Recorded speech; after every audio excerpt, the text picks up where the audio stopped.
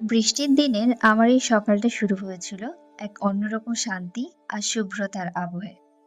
এই জায়গাটায় সত্যনারায়ণ পুজোর আয়োজন করা হয়েছিল, কারণ এখানে এবার থেকে ভগবানের মূর্তিগুলোকে রাখা হবে।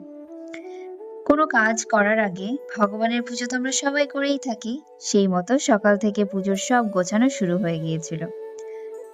আর এখানে সিন্নি প্রসাদের সব গোছানো হচ্ছিল। এই প্রসাদটা তো আমার খুব প্রিয়। আশা করি এই প্রসাদ খেতে অনেকেই খুব পছন্দ করে। এমনিও প্রসাদ সবার খুব পছন্দের বা প্রিয় জিনিস।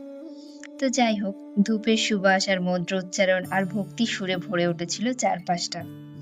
সকাল থেকে যেহেতু বৃষ্টি হচ্ছিল, তাই গরমটা তেমন একটা ছিল না। পুজো তো প্রায় শেষের পথে, আরতি চলছে, আর এরপরে হবে হোম। হোমের কিছুটা আমরা আগে গুছিয়ে রেখেছিলাম, আর কিছুটা এবার গোছানো হবে পুজোর শেষে।